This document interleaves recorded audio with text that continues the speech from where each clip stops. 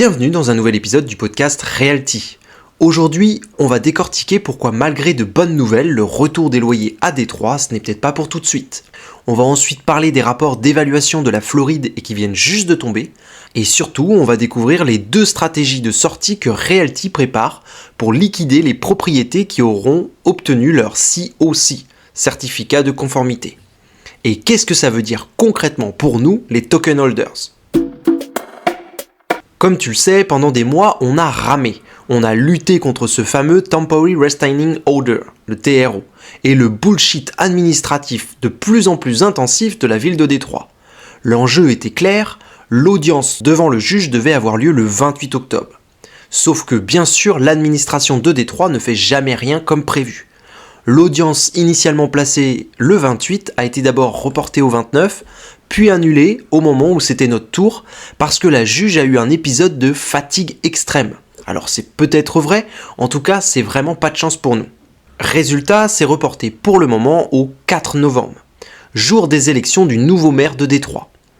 Ce sont les réalités politiques et judiciaires, mais ça commence à faire beaucoup pour Realty. L'entreprise ne peut toujours pas partager les détails des négociations, mais selon Jean-Marc, l'impression générale c'est que les choses bougent dans la bonne direction. Et pour ma part, je t'avoue que ce n'est pas du tout mon avis. Pour autant, la bonne nouvelle concrète, c'est qu'on voit enfin une amélioration notable dans l'obtention des certificats de conformité, les fameux COC. Rappelez-vous qu'à une époque, il fallait attendre quand même jusqu'à 5 mois pour avoir ce fameux papier. 5 mois sans pouvoir louer, ne pas pouvoir virer des squatteurs, etc. Aujourd'hui, Realty nous dit que le délai est passé entre 2 mois et 3 jours, généralement autour d'1 mois. C'est une amélioration significative qui montre que la pression des avocats et le travail acharné de Realty et New Detroit Property Management a finalement payé. Mais attention, ce n'est pas fini pour autant. Une fois qu'on a le COC et qu'on récupère la pleine propriété de nos biens entre guillemets, New Detroit Property Management doit alors faire un état des lieux, vérifier qui a payé quoi, refaire les échéanciers et potentiellement lancer l'éviction de certains locataires, les faire sortir s'ils ont été des mauvais payeurs jusque-là. Et là, on entre sur cette catégorie dans une zone de turbulence entre guillemets. Car à partir du 15 novembre, les juridictions vont changer avec le passage de la saison hivernale. C'est un peu comme la trêve hivernale chez nous en France. En tout cas, ce ne sera pas les mêmes règles qui s'appliqueront pendant l'hiver. Et cela va rendre les évictions beaucoup plus complexes, surtout avec les problèmes de chauffage et d'eau chaude qui vont peut-être se cumuler. Ce retour à la normale va être un processus douloureux et qui va prendre plusieurs mois selon Jean-Marc. D'autant plus que New Detroit Property Management doit gérer également en parallèle les tentatives de squat potentiels, notamment en retirant les annonces de rénovation sur X pour ne plus rendre l'adresse des biens publique. Car ces biens sont généralement vides, puisqu'ils sont en travaux. Et si jamais des personnes mal intentionnées trouvent ces adresses sur X quand ils publient les photos de rénovation, et que ces personnes décident de s'y installer, à cause du TRO, Realty ne pourra pas les virer tout de suite, et en plus du risque du squat, il y a aussi un risque de dégradation important. Ce serait quand même dommage qu'un bien qui vient juste d'être mis à neuf soit squatté dans la foulée parce que l'adresse est publique et qu'en plus il soit dégradé. Mais si on fait un peu le bilan de tout ça, je trouve qu'on est quand même arrivé à des extrémités extrêmement inquiétantes. Surtout qu'à la base, il aurait juste, de mon point de vue, suffi de mettre des amendes à Realty pour qu'ils remettent leurs biens aux normes. Je suis désolé de dire ça, mais Realty a fait de la merde en privilégiant les ventes d'autres biens, en ajoutant toujours de nouvelles ventes. Et ce qui est normal, Realty a essayé de faire de la croissance. Mais ils n'ont pas forcément pris le temps, justement, de remettre aux normes les biens qu'ils avaient achetés et qui étaient peut-être déjà en mauvais état à Détroit. Et en tant qu'investisseurs, nous, on leur a fait confiance. Peut-être que sur ce sujet, on n'aurait pas dû. Après, il y a plein d'autres entreprises qui auraient fait la même chose. Je ne viens pas, en disant ça, critiquer Realty, mais en tout cas, je viens remettre le clocher au centre du village, entre guillemets. Pour moi, on est responsable d'avoir fait confiance à Realty. Realty est responsable de ne pas avoir rénové ses biens à temps. Et tout le monde aurait dû prendre ses responsabilités et payer peut-être aussi pour ça. Je dis pas que j'aurais adoré payer, mais peut-être que c'est normal qu'on paye pour que ces biens soient rénovés parce que la ville nous mettrait des amendes. Et ça, pour moi, ça aurait été le schéma classique. La ville, elle nous met des amendes parce que les biens, ils sont pas adaptés. Realty doit les réparer. elle nous fait payer ou pas, mais en tout cas, c'est comme ça que ça aurait dû se passer. Sauf que rien de tout ça ne s'est passé comme prévu. La juge a demandé à la ville de prendre la gestion des biens à la place de Realty, ce qui, comme tu le sais, a été un fiasco, mais total. Résultat, la situation s'est encore plus dégradée. Realty a rénové en parallèle une multitude de biens, ce qui est d'ailleurs tout à leur honneur. Pour le coup, ils ont été extrêmement efficaces, je trouve. Mais entre-temps, ils n'ont plus reçu l'autorisation de virer les mauvais payeurs, sauf dernièrement, mais encore uniquement ceux qui avaient un bail, parce que les squatteurs sans contrat, eux, ils peuvent rester sur place autant qu'ils veulent pour le moment. Et je trouve qu'on marche vraiment sur la tête. Et je commence à penser, de plus en plus, suite à un commentaire qu'on m'avait laissé sur une de mes vidéos, qu'investir dans des villes avec des politiques publiques, désolé de le dire, mais qui sont éclatées au sol, c'est un risque capital et que je n'avais pas du tout mesuré. Car de mon point de vue, Realty a quand même un sacré parc immobilier à Détroit. S'ils font faillite, par exemple, combien de squats vont émerger dans l'ensemble de ces biens ? Énormément. Pour moi, cela aura des conséquences dramatiques sur la ville. Donc oui, de mon point de vue, il faut obligatoirement que ces biens soient rénovés. Mais il faut aussi préserver l'entreprise gestionnaire, car sinon tout pourrait littéralement s'effondrer. Et ça, je trouve ça extrêmement dommage que des politiques en pleine réélection qui profitent de cette problématique sur Realty pour peut-être se faire réélire ne pensent pas du tout aux conséquences. En fait, finalement, je me demande quelle est leur implication réelle pour la ville de Détroit. Pour moi, ils auraient eu tout intérêt à travailler avec Realty ou que la justice mette Realty sous contrainte pour restaurer ses biens, mais pas de cette façon en fait. Ils ont précarisé tout à tous les niveaux en mettant en tension l'entreprise. Apparemment, j'ai vu sur les réseaux qu'il y a pas mal de gens qui disent que Realty commence à être super endetté. Et ouais, vraiment, pour moi, cette question, elle est dramatique, elle n'a pas du tout été prise dans le bon sens. Et pour revenir sur le commentaire qui m'avait été laissé sur ma dernière vidéo, me disant que la ville de Détroit et de Chicago, c'était des politiques de gauche et que c'était dangereux d'investir dans ces politiques de gauche, quand j'ai vu ce commentaire, je me suis dit non, je vois pas pourquoi. Maintenant que j'y réfléchis, je pense que cette personne avait totalement raison. Pour en revenir à présent aux dernières annonces, les choses pourraient enfin changer pour toutes celles et ceux qui en ont ras-le-bol de Détroit. En effet, Realty serait en train de mettre en place 2 types de ventes pour une dizaine de propriétés et qui sont déjà rénovées et louées en ce moment même. C'est la condition d'ailleurs sine qua non pour pouvoir vendre à Détroit. La première option serait donc une vente classique. Realty passe une annonce, entre guillemets, trouve des acheteurs et vend rapidement pour récupérer du cash. Si toi t'es pressé de retrouver ton capital pour le réinvestir ailleurs, genre par exemple à Chicago ou à Montgomery, je pense que c'est la meilleure solution pour toi. La deuxième option que Realty vient de proposer, et que je trouve moi pour ma part encore plus intéressante, mais qui ne peut pas forcément concerner tout le monde, c'est ce qu'ils appellent le land contract. C'est une technique de vente où le locataire actuel du bien devient ensuite propriétaire et paye l'achat de cette propriété sur une période de remboursement définie à l'avance. En gros, le locataire actuel va t'envoyer un acompte de 10-20% du prix total de la propriété, puis il va te rembourser tous les mois pendant un certain temps. Et ça va te générer un rendement pendant la période de remboursement. L'avantage majeur, c'est qu'en cas de défaut de paiement, Realty pourrait nous racheter la propriété et s'occuper du reste. L'inconvénient, c'est que tu n'as pas l'argent tout de suite, comme dans la première option où on vend, on récupère le capital et après on en fait ce qu'on veut. Et ça, je peux comprendre qu'il y ait plein de gens qui ont envie de sortir maintenant et qui voudraient récupérer leur capital le plus vite possible. Mais moi, c'est pas forcément mon cas. Et de plus, de manière générale, la ville de Détroit, elle supporte beaucoup ces initiatives de passer du locataire à propriétaire. Et elle donne parfois des aides, des financements pour arriver à ça, en leur donnant aussi des garanties. Donc moi, je me dis que ça va rejoindre la politique de la ville. Après, pour autant, si le maire va changer, peut-être que la politique de la ville va changer également. Donc c'est aussi une prise de risque parce qu'on ne sait pas ce que sera Détroit demain. On sait ce que c'est aujourd'hui, on sait que c'est catastrophique, en tout cas dans sa gestion, mais demain on ne sait pas à quoi ça ressemblera. Et pour ma part, même si je ne peux pas vraiment faire confiance à la ville de Détroit, je pense que c'est un bon moyen de ressortir de toute cette histoire la tête haute. Sauf si la vente est réalisée en dessous du prix du marché, mais à nouveau, je pense pas que cela devrait arriver comme il y a eu des rénovations. Ces biens qui vont être vendus auront eu leur COC, auront été rénovés et sont actuellement en location.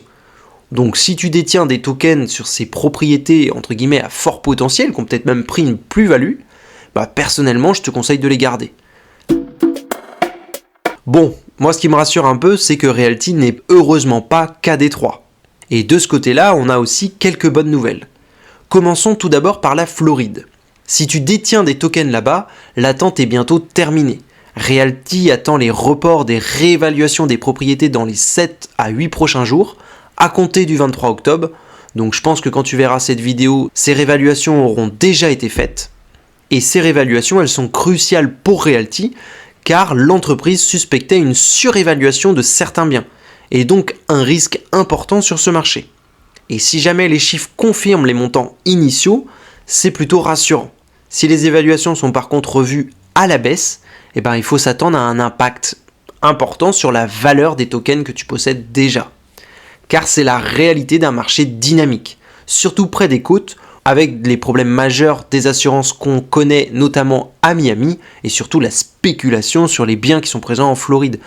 Donc voilà, je pense que c'est important que Realty arrive à savoir réellement combien valent les biens qu'il possède en Floride, et on verra ce que ça donne. Passons à présent au Panama.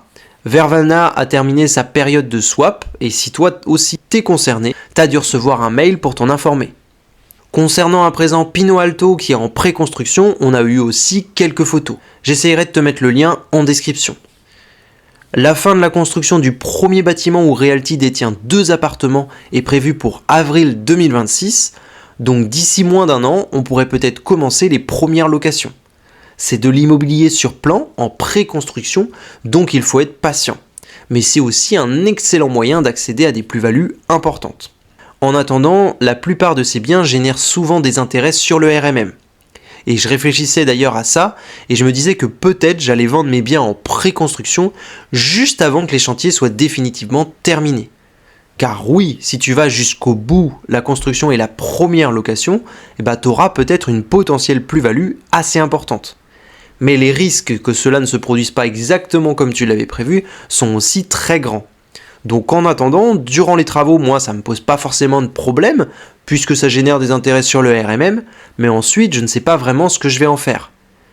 En même temps, si je revends juste avant la réévaluation et la fin des travaux, peut-être que je vais devoir m'asseoir sur une fameuse potentielle plus-value, mais en ce moment j'ai quand même envie de minimiser mes risques sur Realty. Donc je réfléchis et peut-être que je revendrai juste avant. Passons à présent au Canada. Je t'en ai parlé lors du dernier podcast, Realty avait l'intention de lancer son premier token de dette au Canada. À ce moment-là, j'étais ultra chaud et j'avais vraiment envie de tester ce nouveau produit. L'idée de départ, c'était alors de tokeniser leur propre propriété, parce que les 2 frères Jacobson, avant de lancer Realty, avaient ouvert la fameuse ambassade du Bitcoin sur le boulevard Saint-Laurent au Canada. Et ils voulaient tokeniser cette propriété qu'ils ont pour tester la conformité juridique comme ils l'avaient fait avec la première propriété Marlowe il y a de ça quelques années. Mais avec le niveau de FUD actuel qui ravage les réseaux sociaux et la haine que Realty génère chez certains, l'équipe a décidé de mettre cette idée de côté pour le moment. Ils avaient trop peur d'être attaqués ou mal perçus sur le fait de tokeniser leur propre actif. Résultat, le projet est pour le moment retardé, le temps de trouver un autre bien. C'est dommage, car ce token de dette, libellé en dollars canadiens, aurait été pour moi et peut-être aussi pour toi, une diversification en devises très intéressante. Mais bon, ce sera pour plus tard et je suis pas très inquiet sur ce sujet. Malgré tout ce qui se passe, Realty ne s'endort pas pour autant sur ses lauriers, et l'entreprise continue à chercher activement de nouvelles opportunités.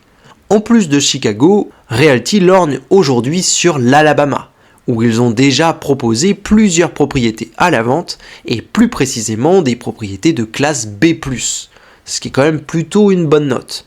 Toujours est-il que la stratégie serait un peu la même qu'à Détroit, c'est-à-dire regrouper plusieurs propriétés, actuellement Realty en a déjà 5 dans la même rue, pour optimiser la gestion locale, améliorer le quartier dans son ensemble et permettre une plus-value pour que tous les biens prennent de la valeur en même temps. Tu commences un peu à connaître la chanson et on attend donc de voir ce que ça va donner en Alabama.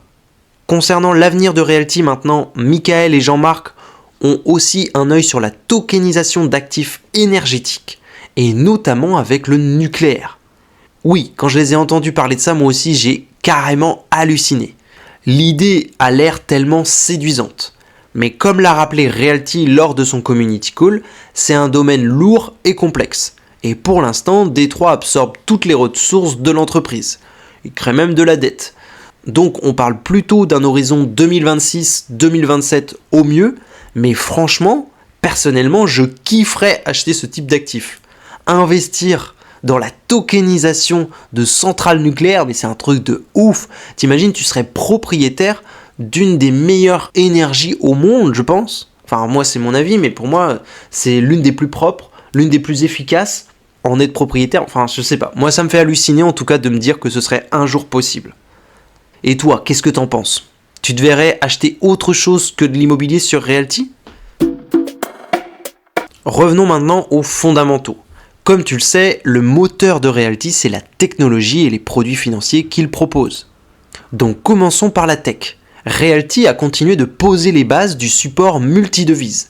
C'est un pas de géant pour l'internationalisation et je t'en parlais déjà la dernière fois, car cela permettrait de gérer des investissements dans des devises locales, les devises des pays, euro, rial brésilien, dollar canadien, etc. Ce qui jusqu'ici était quand même un frein majeur, mais qui risque de littéralement changer avec le travail qui est en cours par l'entreprise.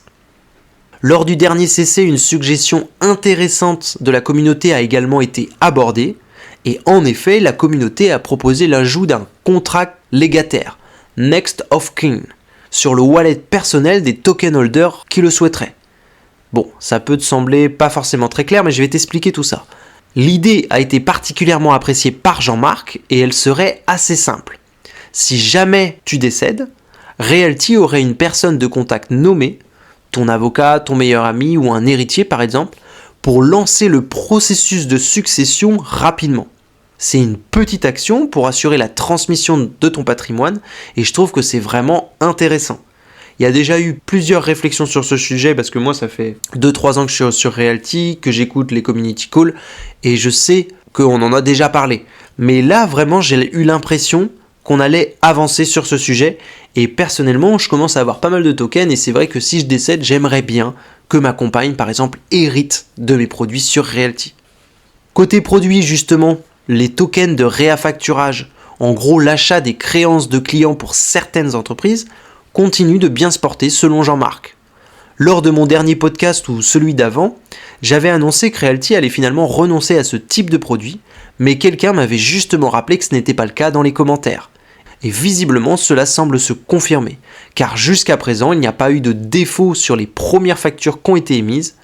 Un vote est prévu en janvier 2026 pour proposer aux investisseurs de prolonger ou non ces tokens de réaffacturage au-delà de la durée initiale d'1 an, qui était pour l'instant la proposition qui avait été faite, ce qui permettrait alors au capital de continuer à travailler. Bon, malgré tout, je trouve qu'on ne reparle pas de la question de la transparence sur ce sujet, et qui pourtant est capitale. Car jusqu'ici, c'est cette question de transparence qui posait problème sur le réaffacturage, et visiblement, ça ne va pas s'arranger. Au risque alors d'être un peu rabat-joie, je maintiens mes positions sur ce sujet. Je te déconseille vivement d'investir dans le réaffacturage. Mais bon, chacun est libre de faire ses choix, et il y a bien des fois où je me suis trompé par le passé, alors c'est peut-être encore le cas. Maintenant, parlons du RMM. Une question a également été posée par un membre de la communauté, se plaignant alors que les nouvelles propriétés n'arrivaient pas à temps sur le RMM. Et là, Jean-Marc ne s'est pas prié pour remettre les pendules à l'heure. Il a dénoncé le sarcasme irrespectueux de certains anonymes et qui se croient tout permis. Il a pointé du doigt ces gens qui profitent de l'anonymat pour se sentir super puissants et qui se font passer pour de gros investisseurs alors qu'en réalité, selon lui, ils ne sont que des crapauds qui veulent se faire passer pour plus gros que le bœuf. Fin de citation. Personnellement, je suis assez d'accord avec Jean-Marc. Il faut remettre les choses dans leur contexte. Realty a pris un coup de massue sévère avec la ville de Détroit et ils se sont battus sans relâche ces derniers mois.